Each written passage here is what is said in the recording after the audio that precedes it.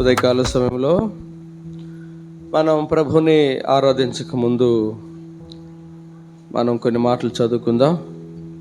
తర్వాత మనం ప్రభుని ఆరాధిస్తాం. ఎందుకు ఆరాధించాలి, ఎలా ఆరాధించాలి అని కొన్ని మాటలు చదువుకున్న తర్వాత మనం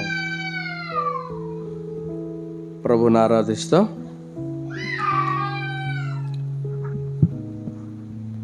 ఆదికాండము 8వ అధ్యాయం, జెనసిస్ చాప్టర్ 8.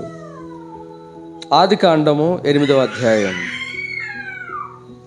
జెనసిస్ చాప్టర్ 8 20 వచనం చదువుకుందాం. Genesis chapter 8 verse 20. అప్పుడు నోవాహు యెహోవాకు బలిపీఠము కట్టి పవిత్ర పశువులన్నిటిలోను పవిత్ర పక్షులన్నిలోను కొన్ని తీసుకుని ఆ బలిపీఠ మీద దహన బలి అర్పించెను. చదువుకున్న లేఖన భాగాన్ని దేవుడు దీవించి మనందరితో కూడా మాట్లాడునుగాక.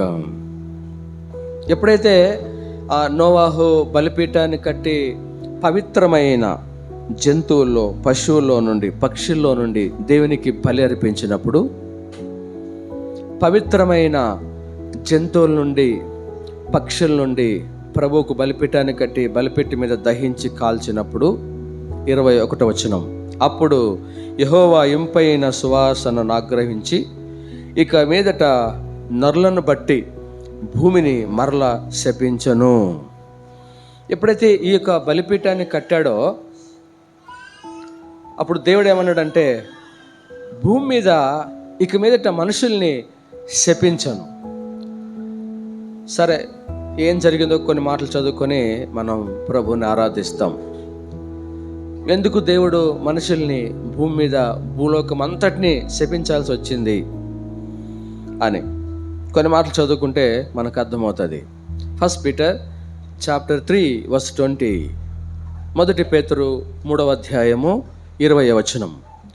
1 పేతురు 3వ అధ్యాయము 20వ వచనం. 1 పీటర్ చాప్టర్ 3 వర్స్ 20 చదవండి. మధ్య భాగం ఉంటుంది చూడండి. మధ్య భాగము,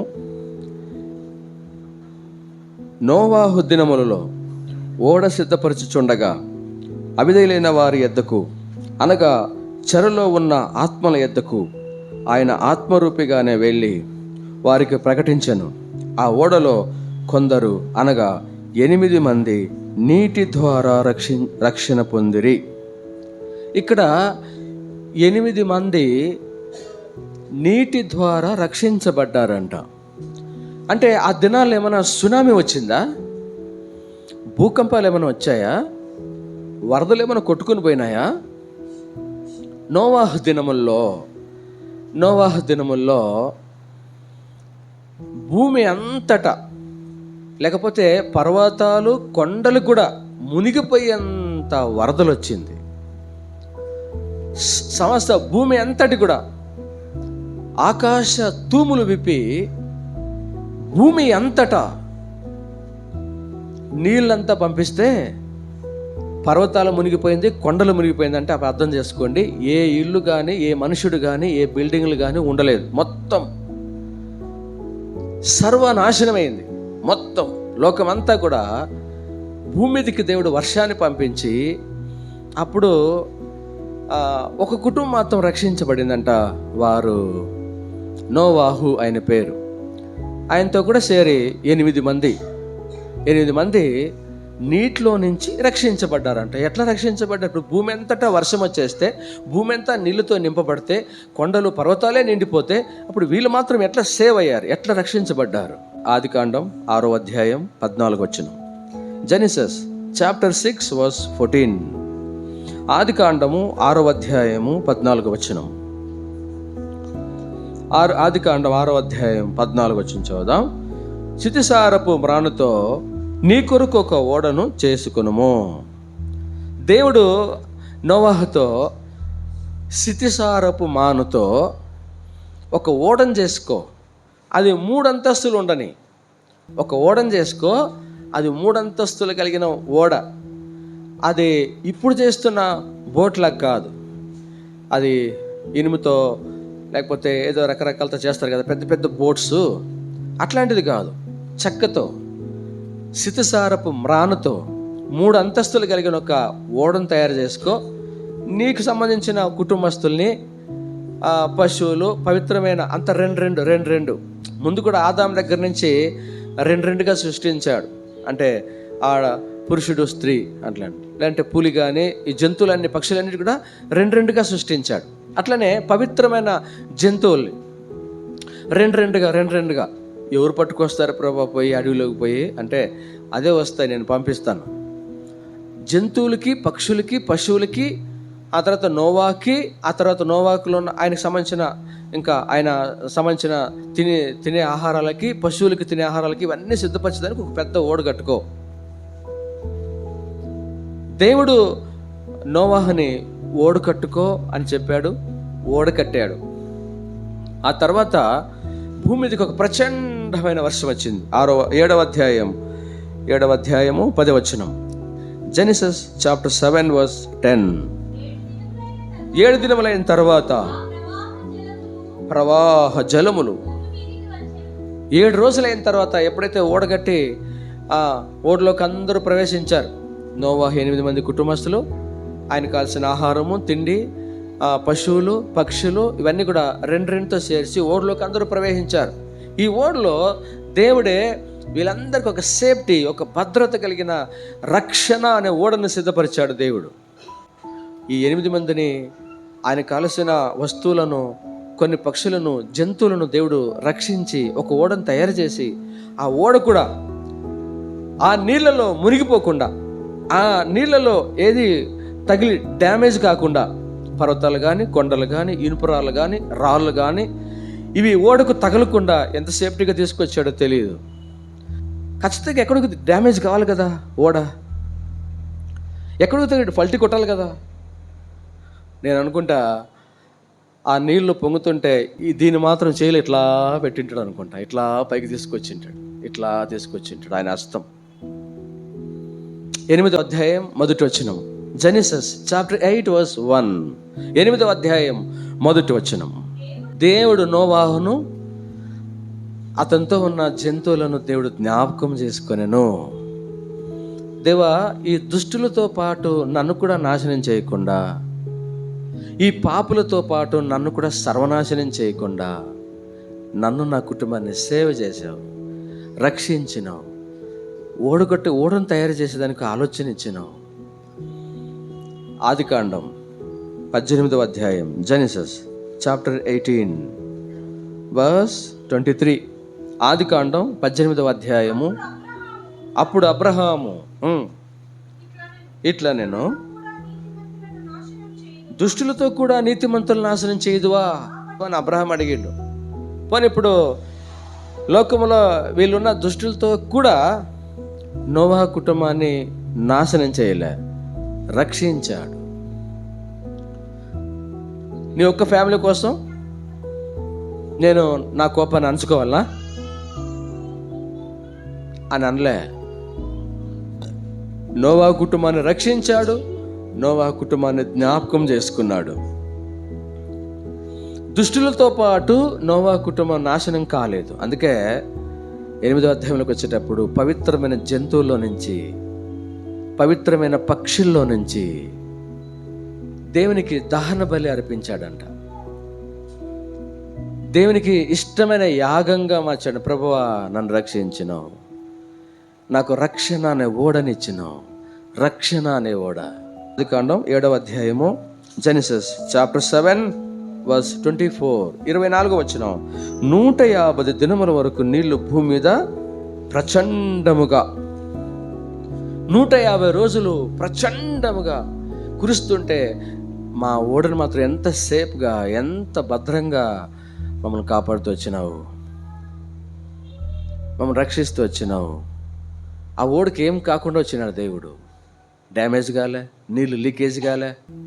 అంత పెద్ద టైటానిక్ ఓడనే డ్యామేజ్ అయ్యి ఏమైంది, ఊరికి మంచు గడ్డ తగిలి ఊరిపోయిందంటే, రాళ్ళు, రప్పలు, కొండలు, గుట్టలు, ఇనుపరాట్లు ఇవన్నీ రావా భూమి అంతా ఇట్లా కదిలేటప్పుడు ఏమి డ్యామేజ్ కాకుండా ఆ ఓడకి నీళ్లు లీక్ కాకుండా ఎంత తేలిగ్గా తీసుకుపోయిండో. వాళ్ళకి భయం ఉంటుంది లోపల, లేదని కాదు. అందరూ సర్వనాశనం అయిపోయారు, మనం మాత్రం లోపల ఉన్నాము, ఏమవుతుందో ఎట్లవుతుందో. మనుషులం కదా, చాలా ఉంటుంది భయాలు. ఎడన నీళ్ళు వస్తుందేమో, ఎడన తగులుతుందేమో, ఏంటి శబ్దాలు ఏంటి, ఉరుములేంటి, మెరుపులేంటి, కిందేంటి కదులుతుంది అనే భయాలు ఉంటాయి. ఆయన దేవుడు వాళ్ళని ఆ జలప్రలయం, ఆ సర్వనాశనంలో దేవుడు నోవాహు ఓడని సంపూర్ణంగా భద్రతగా రక్షణగా 1 year పట్టింది. అంతకు సంబంధించిన అన్ని ఫుడ్ ఆహారాలన్నీ దాంట్లోనే పెట్టుకున్నారు. ఆ తర్వాత దేవుడు జ్ఞాపం చేసుకుని ఓడలో నుంచి బయటికి తీసుకొచ్చాడు. కొత్త సృష్టి, మరలా ఇంకా కొత్తగా అన్ని కొత్తగా పుడతాయి ఇప్పుడు. అందుకే కృతజ్ఞతగా నోవాహు దేవునికి బలిపీఠం మీద పవిత్రమైన దాన్ని అర్పించాడంట. సరే, 2 మాటలు వాళ్ళ గురించి చదువుకుందాం. ఏంటి వాళ్ళు ఏం చేశారని. 6వ అధ్యాయం 2వ వచనం. Genesis chapter 6 verse 2. 6వ అధ్యాయం 2వ వచనం. దేవుని కుమారులు నరుల కుమార్తెలు చక్కని వారని చూచి వివాహం చేసుకున్నారంట. అంటే నోవాహును వదిలిపెట్టి, నోవా ఫ్యామిలీని వదిలిపెట్టి వేరే వాళ్ళందరూ, ప్రపంచంలో వారందరూ కూడా ఏం చేస్తున్నారంట, మనసుకు నచ్చిన అమ్మాయిల్ని పెళ్లి చేసుకుంటారంట. మనసుకు నచ్చింది అమ్మాయి, ఆ అమ్మాయి నాకు నచ్చింది, ఆ అబ్బాయి నాకు నచ్చాడు, ఏమీ తెలియదు, ముందు వెనక ఏం తెలీదు, వాడు మంచోడా చెడ్డోడా, వాళ్ళ బ్యాక్గ్రౌండ్ ఎట్లా ఉంది ఏం తెలియదు, నచ్చింది. అది ఎప్పటి నుంచి కాదు. సరే, నచ్చింది పోనీ అట్లనే ఉండొచ్చు కదా బాగా. ఈ నచ్చింది అనే దగ్గర నుంచి ప్రాబ్లం వచ్చేది. అదే ఆమె నచ్చింది, ఆ అబ్బాయి నచ్చాడు అంటేనే ఈ బంగారం నచ్చింది, ఈ ఇల్లు నచ్చింది, ఆ వస్త్రాలు నచ్చింది, ఆ బిల్డింగ్ నాకు నచ్చింది, ఇక్కడే నచ్చింది అని చూడండి, అక్కడ ప్రాబ్లం వచ్చేది. ఏమవుతుంది అప్పుడు? ఏమవుతుంది చెప్పండి? ఏమవుతుంది? బలవంతంగా లాక్కోవాల్సి వస్తుంది. నువ్వు నాకు కావాలో, నాకు ఇష్టమైంది. 6వ అధ్యాయం 11వ వచనం. భూలోకం దేవుని సన్నిధిని చెడిపోయి ఉండెను, భూలోకం బలాత్కారంతో నిండి ఉండెను. ఎప్పుడైతే నచ్చుతుందో అప్పుడు నువ్వు బలాత్కారంగా లాక్కోవాల్సి వస్తుంది, నాకు కావాలి అది. అవునా కదా? నచ్చినప్పుడు బలాత్కారం, బలవంతం, ఇట్లాంటివన్నీ ఏర్పాటు అవుతుంది. సరే, ఒకవేళ నచ్చితే తీసుకో, ఏం తప్పేం లేదు, దాంట్లో తప్పని చెప్పేదానికి ఏం లేదు, మంచిదాన్ని కోరుకో. ఇక్కడ ఏం జరిగింది? దేవుని సన్నిధిని చెడిపోయిందంట, తమ మార్గాలను కూడా చెడిపేసుకున్నారంట. చదువుదాం 11వ వచనం. భూలోకం దేవుని సన్నిధిని చెడిపోయి ఉండెను. ఎందుకు చెడిపోయింది? మనుషులకు నచ్చింది కాబట్టి. 12వ వచనం. దేవుడు భూలోకమును చూచినప్పుడు అది చెడిపోయి ఉండెను, భూమి మీద తమ సమస్త శరీరాలు తమ మార్గాలను చెరిపివేసుకుని చుండిరి. నచ్చిన దాంట్లో ఏమన్నా పని బాగుపడింది ఏమన్నా ఉందా? బాగుపడితే పర్వాలేదు. దేవుని సన్నిధిని చెడపకుండా, లేదంటే తమ మార్గాలను చెడిపేసుకోకుండా ఉంటే పర్వాలేదే. తమ మార్గాలను చెరిపేసుకున్నారంట, దేవుని సన్నిధిని చెరిపివేశారంట. ఒకవేళ దేవుని సన్నిధిని చెడగొట్టనిది, తమ మార్గాలు చెడిపోకుండా ఉన్నది ఎట్లా, అట్లాంటి నచ్చిందే తీసుకోండి, తప్పేం లేదు. అయితే వాళ్ళకి నచ్చిందా అని అమ్మాయిని అబ్బాయిని పెళ్ళిళ్ళు చేసుకొని తమ మార్గాలను చెడిపేసుకొని తమ దేవుని సన్నిధిని చెడిపివేసే వాళ్ళగా మారిపోయారంట. అప్పుడు దేవుడు కోపం వచ్చింది, బలాత్కారంతో నిండింది, బలవంతంతో నిండింది. అట్లా దేవుడు బలవంతంతో తీసుకుంటే దేవునికి కూడా ఇష్టం లేదు. మీకు ఇష్టం పోనీ ఎవరికైనా? బలాత్కారంగా మీ దగ్గర తీసుకుంటే, బలవంతంగా మీతో లాక్కుంటే మీకు ఇష్టమా? అనా కదా. యెషయా గ్రంథము, యెషయా గ్రంథం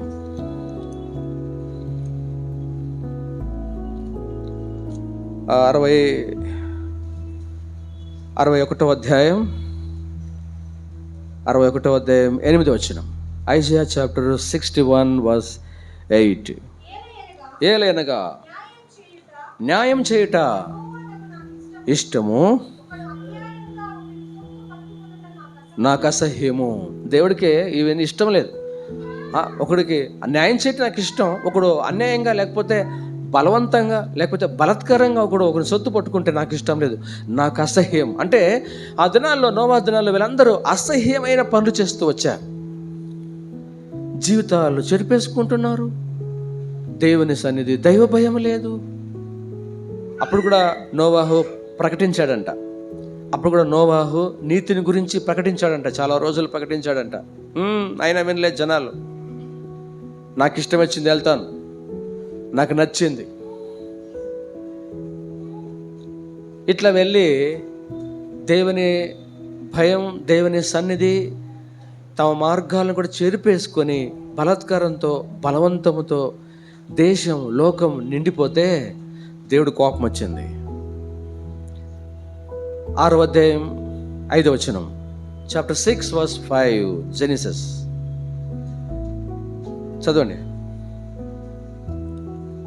6వ అధ్యాయం 5వ వచనం, నరుల చెడుతనము భూమి మీద గొప్పదనియు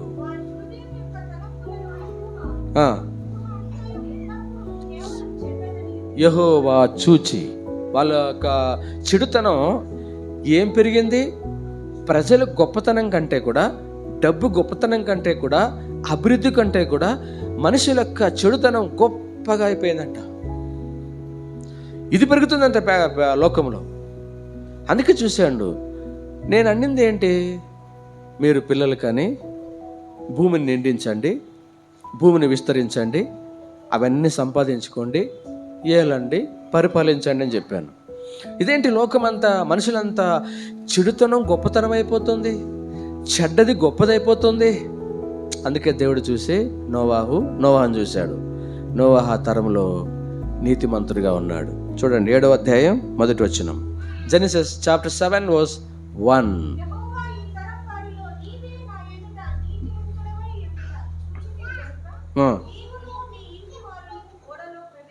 ఆ తరంలో నోవాహును చూస్తే నోవాహు ఒక్కడే నీతిమంతుడిగా కనబడ్డాడంట. అప్పుడు ఓకే, వీళ్ళ కోసం ఈయనెందుకు నేను అని చెప్పి నోవాహు కుటుంబాన్ని రక్షించాడు. ఇంకా చెప్పాలంటే నోవాహు పుట్టినప్పుడు చూడండి ఏముందో. 5వ అధ్యాయం 29వ వచనం, జెనిసిస్ చాప్టర్ 5 verse 29.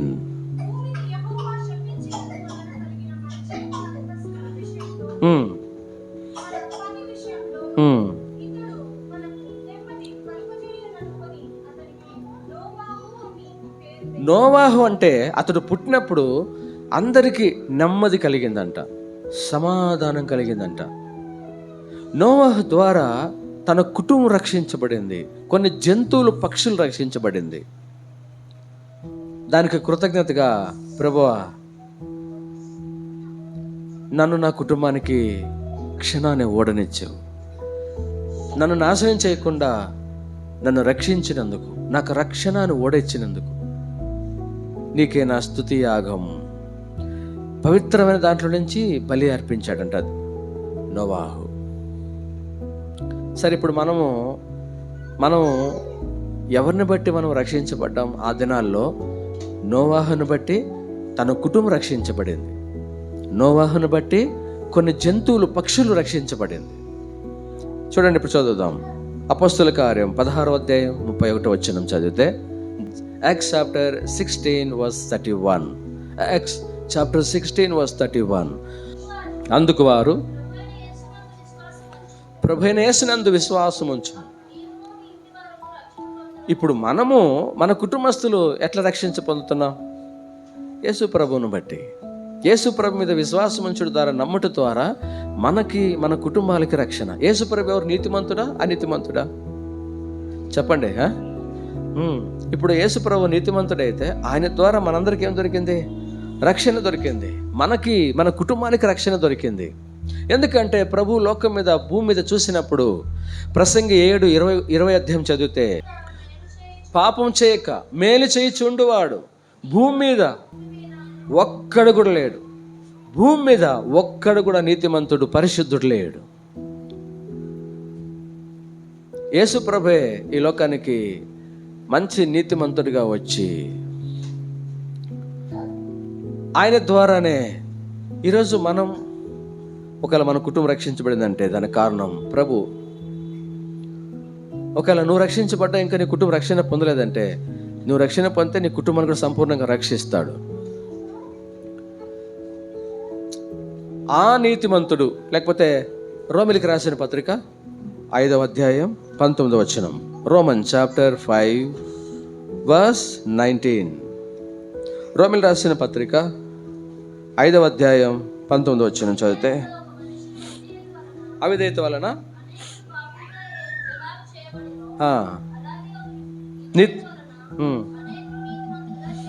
ఒక్కని ద్వారా ఆదాము ద్వారా అందరూ పాపులైతే యేసు ప్రభు ద్వారా అందరూ నీతిమంతులయ్యారు.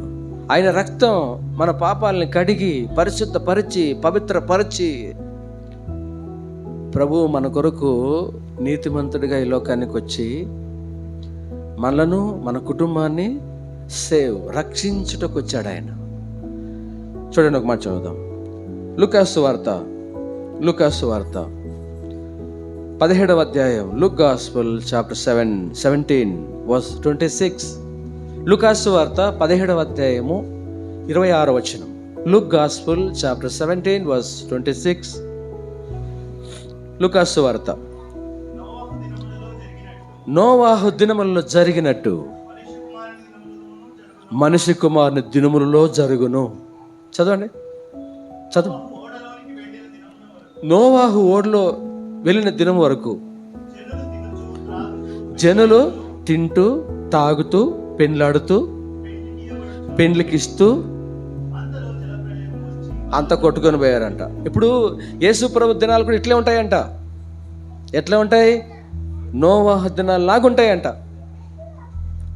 అక్కడ ఏం చేస్తారంట? అందరూ తింటున్నారంట, తాగుతున్నారంట, పెళ్లి చేసుకుంటున్నారంట, పెండ్లికి ఇస్తున్నారంట. దీంట్లోనే వెళ్తున్నారంట మూమెంట్ అంతా. ఇప్పుడు లోకం అంతా పోతుంది అదే. లోకంలో వెళ్తున్నామంతా దీంట్లోనే ధ్యాస అనేది ఉన్నప్పుడు ఇంక దేవుడు ఎక్కడ కనబడతాడు వాళ్ళకి? తినడం తాగడం కాదు, సృష్టికర్త ఎవరు తెలుసుకోవడమే. అట్లా తెలుసుకోకుండా ప్రభు దినాల్లో కూడా అట్లనే ఉంటుందంట. యేసు ప్రభు దినాల్లో నోవాహు దినాల్లాగా ఉంటుందంట. మనమంతా ఈ లోకానికి నాశనం, ఈ లోకానికి అంతం. సైంటిస్టులు చెప్తానే ఉన్నారు, ఈ లోకానికి అంతం వస్తుంది, నాశనం వస్తుంది, సూర్యుడు దగ్గరకు వస్తాడు, చంద్రుడు వికారంగా మారుతాడు, లోపలన్నీ అంతరంగంలో అన్నీ సిస్టమేటిక్ అని మారిపోతున్నాయి, జలప్రళయం వస్తుంది, భూకంపాలు వస్తుంది, ఇవన్నీ చెప్తూనే ఉన్నారు. లోకానికి కూడా అంతం రాబోతుంది, లోకానికి కూడా నాశనం రాబోతుంది. ఆ దినాలు వచ్చినట్లు మనిషి కుమారుడు కూడా వచ్చును. మనమంతా పెళ్లి చేసుకుంటూ, పెళ్లి ఇచ్చుకుంటూ, తింటూ తాగుతూ, ఇండ్లు కట్టుకుంటూ, నారు నట్టుకుంటూ ఈ మూమెంట్లోనే, ఈ ధ్యాసలోనే ఉన్నట్లయితే ఒకరోజు వాళ్ళ మీదకి వచ్చినట్లుగా మనిషి లోకం మీద అందరి మీదకి వస్తుంది. ఆ నాశనంలో మనమంతా నాశనం అయిపోకుండా మనం రక్షించుటకు ప్రభు వచ్చాడు. ప్రభా, దుష్టత్వంలో నన్ను ఉండక, నాకు మనసుకు వచ్చినట్లుగా నేను ఉండక, బలాత్కారంగా నేను బలాత్కారం చేసేవాడుగా ఉండక, నా జీవితాన్ని చెడిపేసుకొనక, దేవుని సన్నిధిని చెడిపేయకుండా నా జీవితాన్ని మార్చినావు, నన్ను ఒక మంచివాడిగా మార్చినావు, నన్ను ఒక నీతిమంతుడిగా మార్చినావు, నన్నే కాదు నా కుటుంబాన్ని రక్షించుకొచ్చినావు. ప్రభా, నా స్తుతి ఆరాధన, నా స్తుతి, నా హృదయం నుంచి కృతజ్ఞత స్తోత్రములు. మనం కూడా నోవాహు చేసినట్లు ఈ ఉదయకాల సమయంలో చేయాలంట.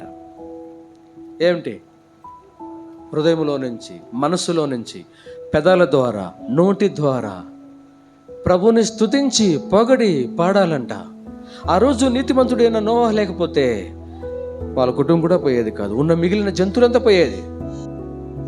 ఇప్పుడు యేసు ప్రభు లోకానికి రాకపోతే మనకి లోకానికి రక్షణ లేదు, రక్షణ లేదు. మనలను మార్చిందే ఆయన రక్తం, మనలను మార్చిందే ఆయన మాటలు. సిలువలో మన కొరకు రక్తం చిందించి బలియాగాన్ని అర్పించాడు. మనకు కూడా రక్షణ అనేది సిద్ధపరిచాడు, రక్షణ అనేది సిద్ధపరిచాడు. వాళ్ళకి ఎట్లా రక్షణ అనే ఓడ సిద్ధపరిచాడో మనకు కూడా రక్షణ ఓడ. ఒక ఆయన పాత నిబంధన ప్రవక్త యేసు ప్రభు యెరూషలేముకి వచ్చేంత వరకు ఒక ఆదరణ, ఇశ్రాయేలుకు ఆదరణ కోసం ఒక తపనతో, ఒక వేదనతో ఉన్నాడు ఒక ప్రవక్త. యేసు ప్రభు అయితే ఎప్పుడైతే పుట్టిన 8 రోజులైన తర్వాత మరియమ్మ వాళ్ళ నాన్నగారు ఇద్దరు యేసు ప్రభుని తీసుకుని ఆ దేవాలయానికి వచ్చినప్పుడు ఆ పాత నిబంధనలో ఒక ప్రవక్త యేసు ప్రభుని తీసుకొని అలా చూసి, సకల ప్రజలకు సిద్ధపరిచిన రక్షణ సంతోషించి, ఇక నీ దాసుడు సమాధానంగా నీ దగ్గర ఈ లోకం నుంచి వదిలేస్తానని చెప్పి పలికినాడు ఒక ప్రవక్త. చూడండి, లూకాసు వార్త, లుక్ గాస్పెల్ చాప్టర్ 2 వర్స్ 29. లూకాసు వార్త 2వ అధ్యాయము 29వ వచనం. నాదా, ఇప్పుడు నీ మాట చొప్పున సమాధానముతో నీ దాసుని పోనిచ్చుచున్నావు. అన్ని జనులకు నిన్ను బలపరచుటకు వెలుగ్గాను, నీ ప్రజలైన ఇశ్రాయేలుకు మహిమగాను, నీవు సకల ప్రజల ఎదుట సిద్ధపరిచిన నీ రక్షణ నేను కళ్ళారా చూసితిని. ఒక పాత నిబంధన ప్రవక్త దేవుడు మనుషుల కొరకై, సకల ప్రజల కొరకే దేవుడు సిద్ధపరిచిన రక్షణ యేసు. మనందరికీ యేసు ప్రభు ఏమవుతాడు? మొదటగా యేసు అంటేనే రక్షకుడు అర్థం.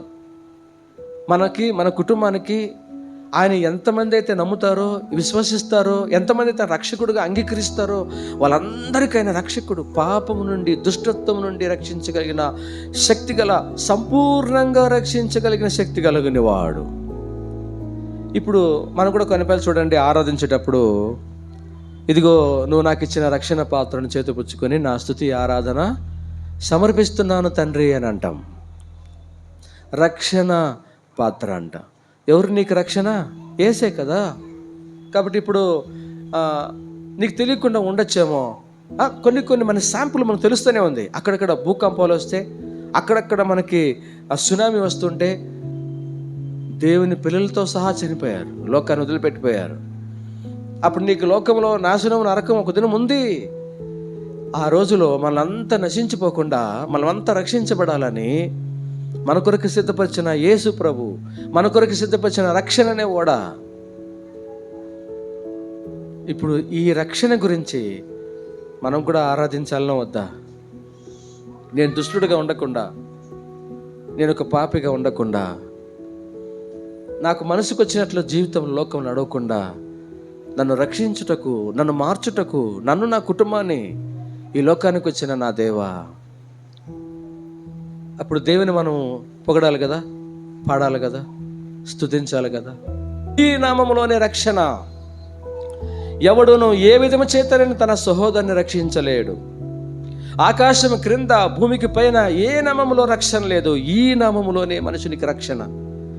కాబట్టి ఎవరైతే రాబోయే ఉగ్రత నుంచి, నరకం నుంచి నేను తప్పించుకున్నాను, ప్రభువు నన్ను రక్షించాడు, నా జీవితాన్ని మారుస్తున్నాడు, నీతిమంతుడిగా, పరిశుద్ధుడిగా మారుస్తున్నాడు, నాశనం నుంచి నన్ను తప్పించాడు, నేను నా కుటుంబాన్ని రక్షించాడు, ఈ రక్షణ ప్రభు ఇచ్చింది, నేను చనిపోతే దేవుని దగ్గరికి వెళ్తాను నిరీక్షణ కలిగిన వాళ్ళు ఏం చేస్తారు? మౌనంగా ఉండరు. ఏం చేస్తారు? పాటలు పాడతారు, చప్పట్లు తొడతారు, నోట్ల ద్వారా ప్రభుని స్తుతించి పొగిడి పాడతారు.